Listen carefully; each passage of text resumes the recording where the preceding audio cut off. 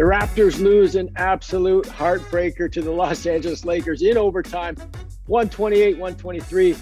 I'm Randy Urban, and welcome to Raptors Night Cap. Tonight we're joined by Amy Audibert, Sherman Hamilton, and Paul Jones. Amy, just from a fan's perspective, this was so deflating. Yeah, it was. I mean, just obviously there's the hype, but this is the LA Lakers, and while they haven't been playing like it, it's still LeBron James. Russell Westbrook, he hit some shots today. It sounded like I said Brick, but I said Brook. He was Brook tonight. He hit some shots, it was certainly deflating, but at the same time, before this game started on our pre-show, I said, this is not a team you want to see in single elimination, the LA Lakers, because they got those guys, and they got them tonight. Yeah. Sure. It didn't even have to go to overtime. What happened on that inbound play? Well, it did have to go to overtime, Randy. That's why it went to overtime. What are you talking about? Okay, all right. Take it easy. But I will say this. It was a tough inbounds, and Precious Achiuwa kind of pinned on the sideline, had to get rid of it, or it would have been an out-of-bounds turnover. When you think about it, that would have probably been a better turnover. A dead ball, you set your defense, you get in front of people. But, you don't expect Scottie to turn that basketball over. And you tip your hat to Russell Westbrook for the energy he put into that defensive play that led to the three. But it's one of those things. You can get on Russell Westbrook all you want. He can still play that guy on any given night. He can still get it going. And tonight we saw it. The triple-double Russell Westbrook showed up. And this Laker team was very, very good. Obviously, LeBron James led it. But down the stretch, you got to execute. You got to hold on to that ball. You got to make sure you don't turn it over and don't give up that possession to the Lakers. And unfortunately for the Raptors, they did. We don't see that happen often. So you take this one, you kind of swallow it, you move forward, and you got to go handle Philly and Philly now. Yeah, Jonesy, this one hurt you as much as it did me, didn't it? I could tell. Well, I guess what bothered me was, like Sherm said, it was a tough inbound. Mm-hmm. You have the ability to use the width of the court as well as the length of the court. Gary Trent Jr. broke to the backcourt. I thought the defender did a good job of creating an illusion of being closer to Gary than he actually was. So from where Scottie was throwing it, he could have thrown it into the backcourt. Mm-hmm. Trent was more wide open than he thought, but the angle where the defender was playing him looked like he could have closed on it. And then you could see, we were across from Scottie inbounding. You could see him like a quarterback doing the check down, looking for the second, the third, the fourth option. And then somebody just asked me on Twitter, why didn't the Raptors foul? Well, you're not thinking in that mindset. You're thinking, get the ball in. We're going to score or we're going to be fouled. Mm-hmm. You turn it over. Everybody's kind of scrambling. You're not in that mode. That might have been a good play. It might have been the right thing to do to foul him and not let him get a three off. But you're not thinking that way. And as Sherm said, give Russell Westbrook credit. And I thought LeBron was LeBron tonight. Mm-hmm. He made some shots that kept them in the game. He beat the shot clock buzzer a couple times. I thought it was a great battle between he and Scottie in that sense as well. Mm-hmm. Amy, it feels personal when LeBron is playing the Raptors. It doesn't matter what team he's playing for. Did it feel like that again tonight? To me, it almost feels a little personal with LeBron and Scottie now, because Scottie doesn't back down, and we saw the chippiness, and I'm sure he would never say that, but we saw the chippiness on Monday, and then you look at what Scottie did tonight, and that's kind of like, I guess, that rookie coming into the league I spoke to Scottie last week, and he said, yes, he respects LeBron, but didn't use the word fan, right? Like, he's going at him. He's one of the greatest, and you can be respectful about that, but it's not intimidating to Scottie. So I don't know how many more matchups between those two we'll get, but I don't mind. It's definitely a show, isn't it? Yeah. Mm-hmm. Sure. LeBron was pretty active on those back cuts today, and that saved the Lakers on a number of possessions. Yeah, well, it did. And, the Raptors did a good job of pressing up and trying to deny. And what does a good player do? Recognize that, goes against the pressure and cuts back door. And he got some good deliveries, too. Under pressure, players were making connections to him. But you have to understand, when the floor is that spread, it gives a lot of room for offensive players to cut and make plays to the basket. And the Raptors got caught a few times. But LeBron's ability to score in that fourth quarter, just every which way, he got to the basket, he knocked down threes. He hit one of those Herculean threes fading away out of bounds off the glass. LeBron's still that dude, man. He can still get it done. And tonight was another example of, we talk about Russell with his triple-double. Well, LeBron had 9 rebounds and 7 assists. So he was right there as well. You just kind of shake your head at some of the things he still does at this age in the league for this long. Man, one of the greatest to ever do it. Yeah. Jonesy, despite coming up short, the Raptors did turn the tide in this one and played really well for stretches and looked like they had it won. How did they do it? How did they turn the tide and kind of take the lead? I think typical Raptor ball, Randy. They played hard and they played together. Scottie was terrific. He led the charge tonight. A career high. Pierces the 30-point mark. I thought the Lakers did a good job of slowing Pascal down early by putting LeBron on him. Yeah. But it's Toronto. They've got multiple guys that can do it. I thought Gary Trent hit some big shots. Yeah.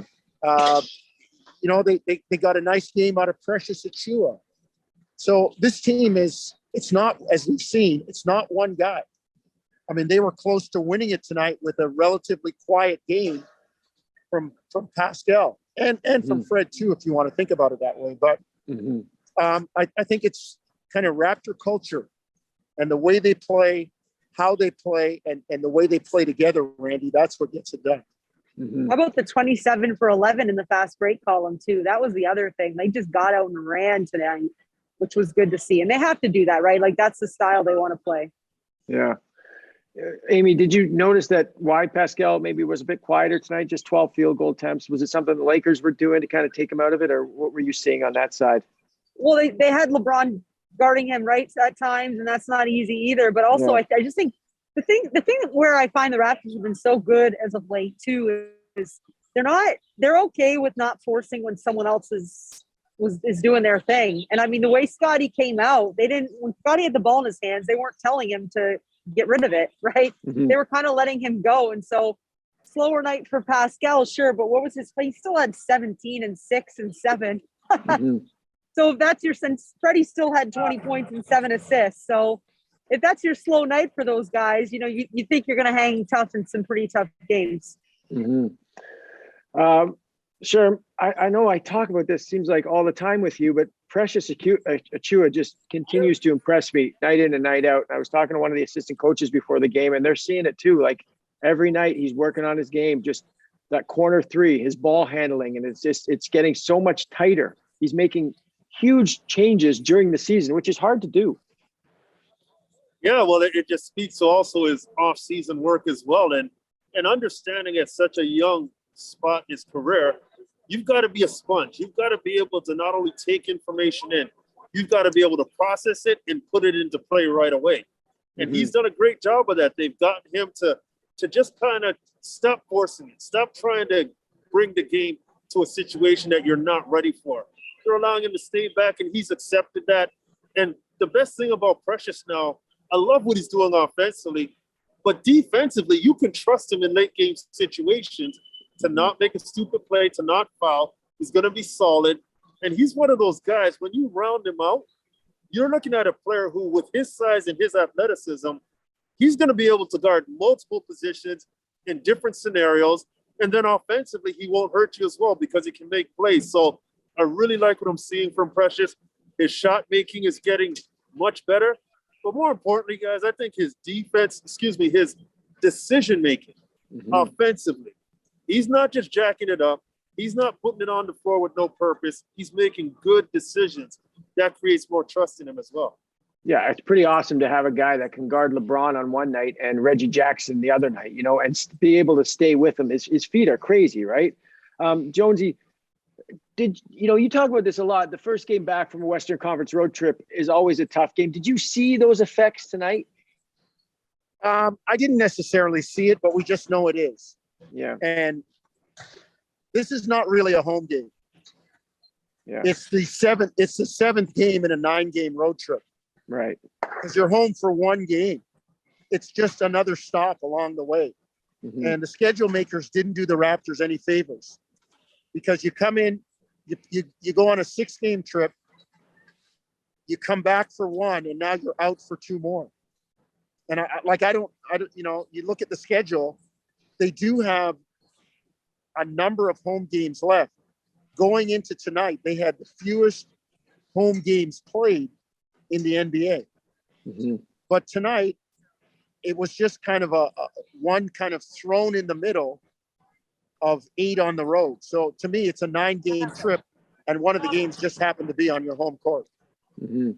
And Amy, this is a tough stretch here coming up, right? Like, they're in the middle of the tough stretch, but then you've got, you know, this day off, and you got in Philly, in Chicago, and then on a back-to-back, and then back home for Cleveland, I believe, on the Thursday, the 24th, which is a huge game. They all, yeah. I mean, they're all big, but when you look at the opponents, of course they are. I'm looking at Chicago, who's playing Phoenix right now. They have one of the tougher schedules, and they're 3-7 in their last 10. They've got Milwaukee twice, Phoenix tonight, Miami, Boston, Cleveland.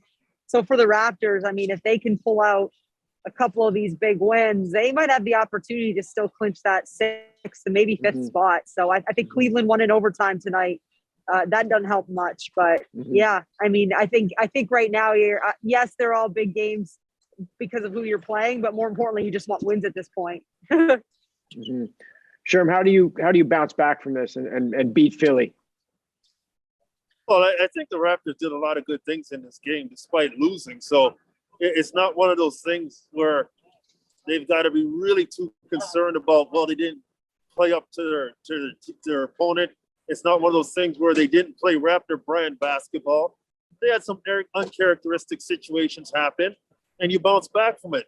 But I think one of the things they can take away from this game, or a couple of things, where in this game, Dwight Howard was causing problems on the glass. And they were able to eliminate him with an athletic transition lineup. You're going to have to throw that at Joel Embiid as well. You're going to have to make him switch ends of the floor, put him in screen and rolls, make both he and James Harden have to be active on the defensive end. And I think that's something that they did well in this game to eliminate Dwight Howard. You're not going to do that to Joel Embiid, but you got to wear him down. You got to involve him, make him expend some energy defensively. But this game for the Raptors, I felt it was a solid game. It was a very solid game. They just had a couple of turnovers at the wrong times, and it cost them. Other than that, I thought they played a pretty good game. All right, guys, I'm going to stop you there, let you go home after this one. It was already overtime, so I know it's way past your bedtime, especially you, Sherm. You're usually asleep by now, at least 2 hours lying, brother. in. You ain't lying.